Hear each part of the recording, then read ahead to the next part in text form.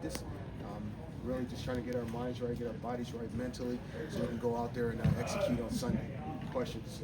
Chris, I think they've blocked more kicks and punts than any team in the league since 21. Do you have to look closer at your protections ahead of a week like this, or how much attention do you put on it? I think you put the same amount of attention you put on weekly. Just as far as from a fundamental standpoint, these guys, they do a great job of just selling out on the play. They're going to try to find the weakness of the opponent. For us, it's taking a good look at ourselves, diving deep into kind of how they try to attack us in the past, and we end up working from there. But at the end of the day, those things happen a lot of the times because there's some breakdown in protection. So for us is let's go out there, let's execute fundamentally, and let's be on point because we do understand that we're going to face a good rush team.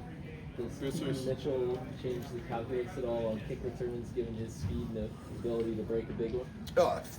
Obviously for us, man, just having him and Justice back there, it's actually a lot of value in kind of what we want to do and the things we want to get done. So just having Keaton back there last week, just on that play, just thinking back to last week, there was some opportunity there, and I think the more teams continue to give those two players opportunities to return the ball, we'll find ourselves on the good side of those returns from here on out. Chris, another Justin Tucker miss. I don't know, can we talk about specifically what happened on that play? And when you have these misses, do you see trends, or do you take every single kick as its own separate thing? Every kick's its own separate kick.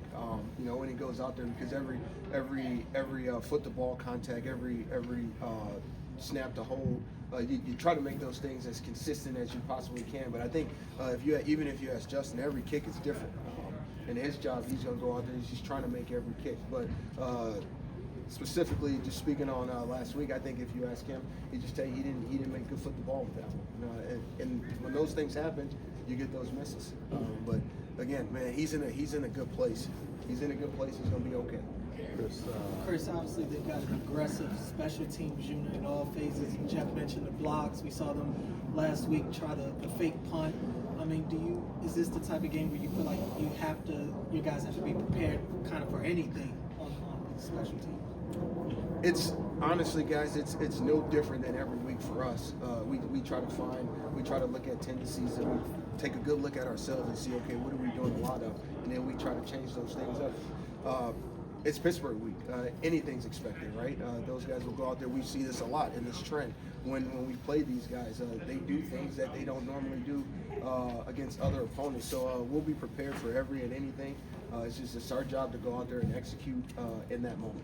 Chris, people are looking to the accuracy of Tucker before Sam Cook, with Sam Cook, and then after with Jordan Stout as his holder. Is there any merit to that, do you see, in that being a contributing factor to any accuracy issues? I don't personally. I don't think. I know Randy is here every day. Sam's here every day. I mean, those are the guys that I'm leaning on to kind of be the judge of what's happening with Justin. So any outside information and things like that, I mean, it has no merit here because we got the best holder in the business here, and we got the best special teams coach here in the building helping Justin. So that stuff doesn't matter. Coach, along those same lines, for your previous answer, you've been a part of this rivalry for the better part of a decade now. What is it about it that makes it so unique? Just being here for 10 seasons now.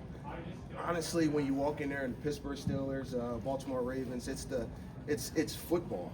It's like when you walk into an arena and it's like gladiators. It's two teams that are physically going to try to get after each other, play after play after play, and they won't stop until the other man is down.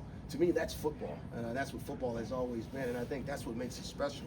On top of, that at some point in the game, one of the phases is gonna make the play to either gain momentum, flip the momentum, stop momentum, or to win the game.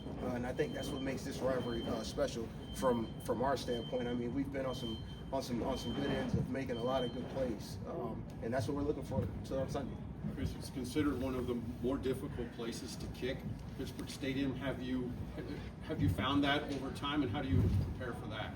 I think over time we've found that, but we've also seen our kicker go out there and have great days and great nights in that stadium. So that's what we're looking forward to. Everything that we're thinking about, it's on the up and up. It's on the positive end.